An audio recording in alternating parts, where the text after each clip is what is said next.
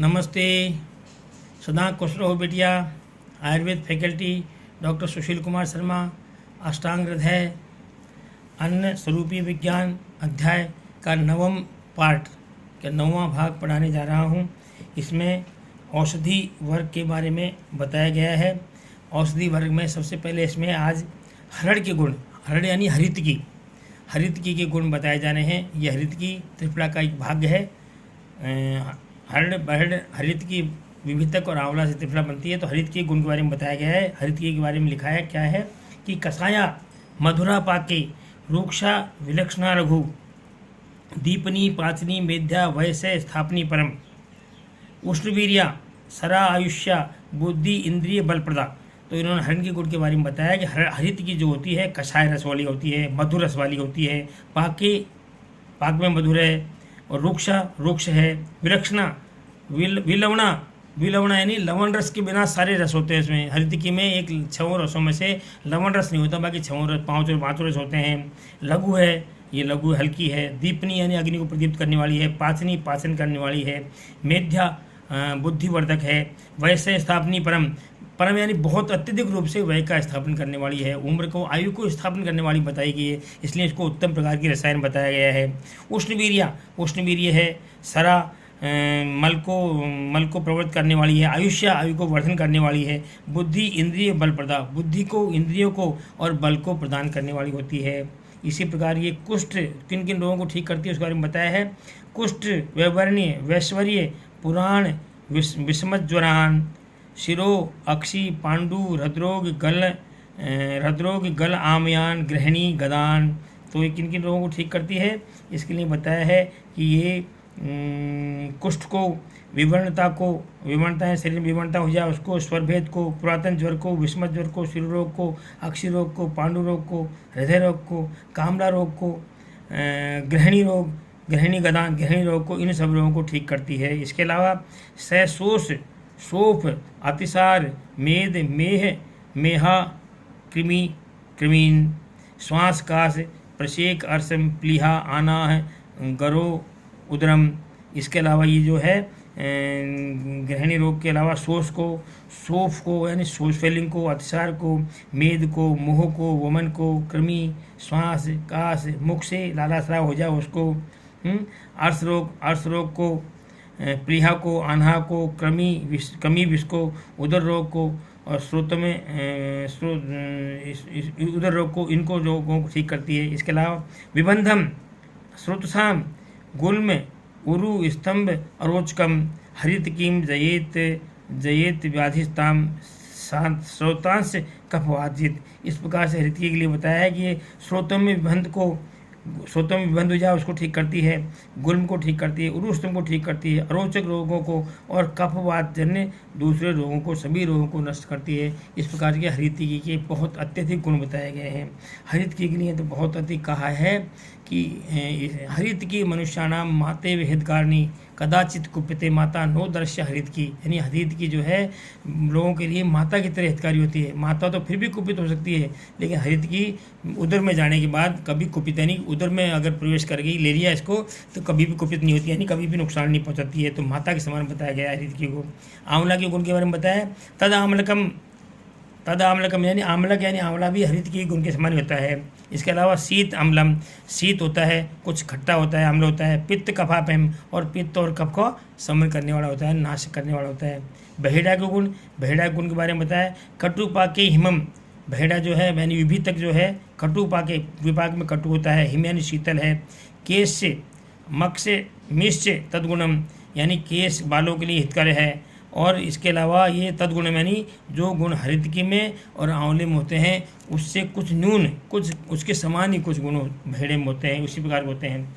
अब आगे है त्रिफला के गुण। इन तीनों से हरितकी, विभितक और आम्लक, इन तीनों से त्रिफला बनती है। तो त्रिफला के मिलित भाग के क्या गुण होते हैं उसके बारे में बताया गया है कि त्रिफला के गुण क्या है। इयम रसायन वरा, यह त्रिफला जो है रसायनों में सर्वश्रेष्ठ उत्तम है। रसायनों में वरायन उत्तम है, रसायन अत्यधिक रसायन करने वाली है, यानी शरीर को पुष्ट करने वाली है। त्रिफला अक्ष आमयाम, ये त्रिफला जो है आँखों के रोगों को नष्ट करती है। रोपणी का मतलब ये है व्रणों का रोपण करती है, व्रणों को ठीक करती है। त्वग दोष त्वग रोग को ठीक करती है। क्लेद को ठीक करती है, क्लेद यानी पानी पानी आता है चिकनाहट में, उसको ठीक करती है। मेद रोग को ठीक करती है, मेह को ठीक करती है, प्रमेह को ठीक करती है। कफवात, कफ और रक्त दोष को ठीक करती है। इस प्रकार से ये सभी रोगों को ये त्रिफला ठीक करती है। अब है त्रिजात और चतुर्जात। त्रिजात और चतुर्जात का वर्णन है। त्रिजात में तो कौन सी होती है? 3 चीज़ें होती है, तेजपत्र, इलायची और दालचीनी तेजपत्र, इलायची। और चतुर्जातक में क्या होता है? चतुर्जातक में इसमें अगर इलायची मिला दो तो तेज दाल भी इलायची होती है। और चतुर्जातक में इसमें नाग केसर मिला दो तो चतुर्जातक हो जाती है। तो अभी चतुर्जातक का वर्णन है। स केसरम चतुर्जातम त्वक पत्र एलम त्रिजातकम, यानी स केसर में नाग केसर के साथ तो चतुर्जात होती है, नाग केसर डाल दो तो। और त्रिजात में क्या है? त्वक यानी दालचीनी, पत्र यानी तेजपत्र, एला यानी इलायची। त्रिजात मतलब तीनों को, दालचीनी, तेजपत्र, इलायची को त्रिजात कहते हैं। और स केसर में यानी नाग केसर डाल दो तो चतुर्जात होती है। इनके गुण क्या हैं कि पित्त प्रकोपी, पित्त का प्रकोप करने वाली होती है। तीक्ष्णोष्णम, तीक्ष्ण है, उष्ण है, रुक्ष है, और रोचन दीपनम, और रुचिकारक है, और अग्नि को प्रदीप्त करने वाली है। ये त्रिजातक और चतुर्जातक के बारे में। ये त्रिजातक को त्रिसुगंधी भी कहते हैं, क्योंकि तीनों में सुगंधित आती है, तीनों सुगंधित होती है। दालचीनी सुगंधित है, तेजपात सुगंधित है, और दालचीनी इलायची भी सुगंधित होती है, इसलिए इनको त्रिजातक को त्रिसुगंधी भी कहा गया है। काली मिर्च के गुण। काली मिर्च के गुणों में है रसी पाकेज कटकम कपघ्नम मरिचम लघु। रस और पाक में कटु होती है। ये मरिच जो है, काली मिर्च रस और पाक में कटु है। कफग्नम, कफ को नष्ट करने वाली है। मरिचम लघु, मरिच क्या है? लघु है, यानी हल्की है, पाचन में हल्की हो जाती है। ऐसे पिपली के गुण है। पिपली के गुण में लिखा है श्लेष्मला स्वादु सीता आद्रा गुर्वी स्निग्धा से पिपली। मतलब गीली अगर पिपली है तो उसके गुण अलग है, और सूखी पिपली है तो उसके गुण अलग है। उसके बारे में बताया कि आद्र पिपली जो है कफ कारक है, यानी श्लेष्मला यानी कफ को बढ़ाने वाली होती है। स्वादु मधुर है, सीता यानी शीतल है, आद्रा यानी गीली। और गुरु और स्कंद, गुरु और स्निग्ध है, गुरु और स्निग्धता को उत्पन्न करने वाली है। सा शुष्का, अगर यही शुष्क हो जाती है तो विपरीतास्ता, यानी यही अगर शुष्क है तो विपरीत गुणों को उत्पन्न करने वाली होती है। स्निग्धा वृक्षा रसे कटु, और इसके अलावा कटु रस होने से भी विपाक में मधुर है। स्वादु पाक अनिलो श्लेष में श्वास काश पहा सरा न तामुत्य ऊंजीतम रसायन विधि बिना। मतलब इसके बारे में कहा है कटुरस होने से ये विपाक में मधुर है, वायु, कफ और श्वास और काश नाशक है, रेचक है। रसायन विधि के बिना पिपली का अधिक प्रयोग नहीं करना चाहिए। मतलब पिपली का प्रयोग अगर रसायन का मतलब रसायन से मतलब ये है कि इसके अलावा कुछ ही मतलब दूध का प्रयोग करते हैं या छाछ का प्रयोग करते हैं, 1 पिपली 2 पिपली 3 बढ़ाते जाओ, इस तरह रसायन के बिना इसका प्रयोग ज़्यादा नहीं करना चाहिए, नुकसान करती है। सौंठ के गुण। सौंठ में लिखा है नागर सौंठ को कहते हैं नागरम दीपनम रश्यम ग्राही रद्यम विबंधनोते रुच्यम लघु स्वादुपाकम सिद्धोषम कफवाजित। जो सौंठ जो है यानी नागर जो है अग्नि प्रदीपक है, वृश्य है, ग्राही यानी मल को बांधने वाली है, हृदय हृदय के लिए उत्तम है, विबंधनोते विबंधनाशक है, रुच्यम रुचिकारक है, लघु हल्की है, स्वादुपाकम यानी पाक है विपाक में मधुर है, स्निग्ध है, उष्ण है, कफवाचित यानी कफ और वात का शमन करने वाली होती है। अदरक के गुण। अदरक के लिखा है तद आद्रकम उवच्चम त्रयम त्रिकुटकम जयेत है। अदरक भी सौंठ के समान ही गुण वाली होती है। सौंठ और अदरक में कोई अंतर नहीं होता है। गीली तो अदरक होती है और सूखी हुई सौंठ होती है, इसलिए अदरक भी सौंठ के समान ही गुण वाली होती है। तद अदरकम ये वाच्य उसी तरह गुण होती है। त्रयम त्रिकुटम जयेत, ये तीनों क्या है? तीनों को त्रिकुट बोलते हैं। तीनों को मिला लेंगे त्रिकुटु कहलाएगी। कौन सी? सौंठ, मिर्च और पीपल तीनों एक साथ मिलेंगे, इनको त्रिकटु कहते हैं, यानी 3 कटु चीज़, 3 कटु त्रिकटु के नाम से भी कहलाती है सौंठ, मिर्च, पीपल। ये क्या करती है? स्थूल्य अग्निसदन श्वास काश स्लीपद पिनिशान, ये क्या करती है? स्थूलता को यानी मोटापा हो उसको ठीक करती है, अग्निमान को ठीक करती है, श्वास काश और स्लीपद और पीनस को नष्ट करता है। इस प्रकार से ये इनको ठीक करती है। चव्य तथा पिपली मूल। और चव्य और पिपली मूल क्या करेगी कि चविका पिपली मूलम मरिचा अल्प अंतरम गुणम।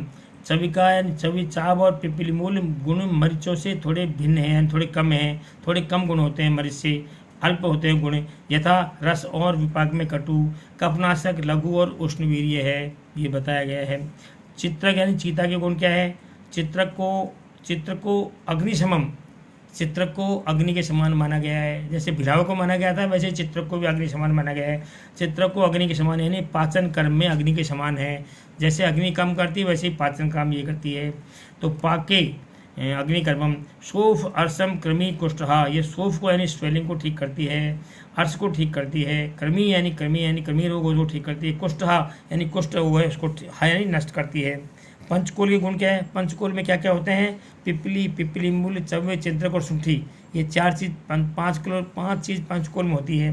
तो इसमें बताया कि पंचकोल मेवाच्य मरीचीन बिना स्मृतम, पंचकोल है ना, मरीच को छोड़कर पूर्वक 5 अर्थात पिपली, पिपली मूल, चव्वे, चिंतक और सुंठी, ये पंचकोल कहलाते हैं। और अगर इसमें मरीच को मिला दें तो ये क्या हो जाते हैं?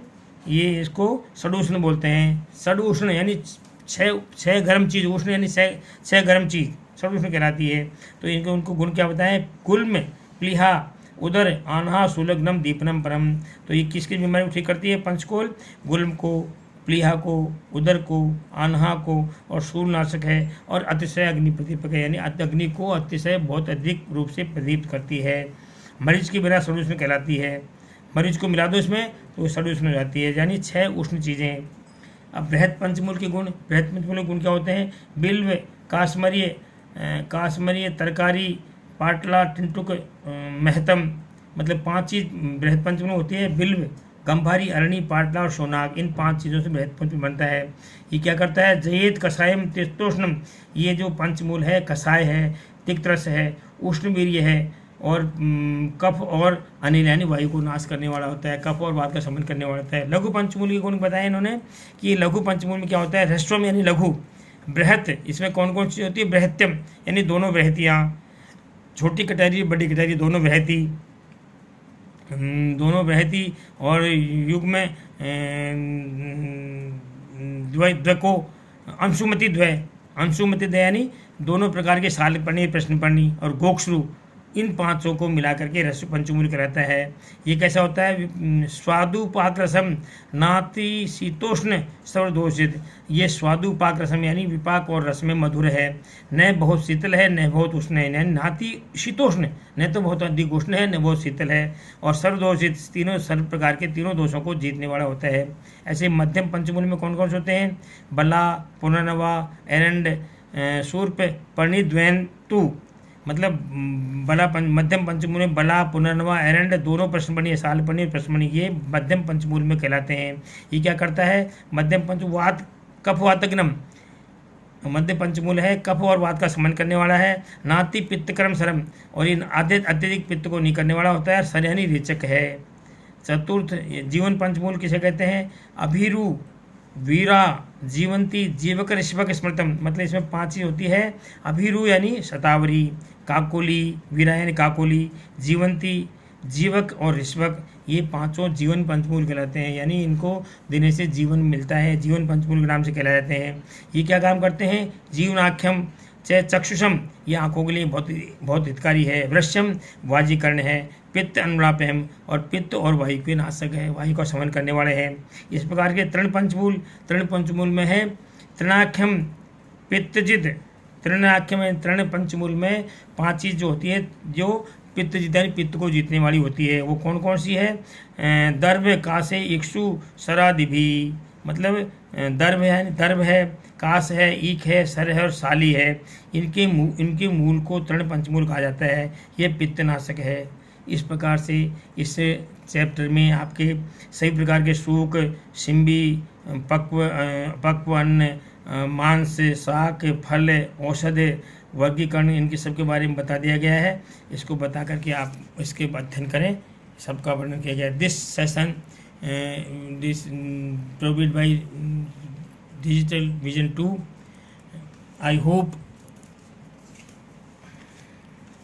I hope you have any query. Please mention comment box. I will resolve it. Thank you.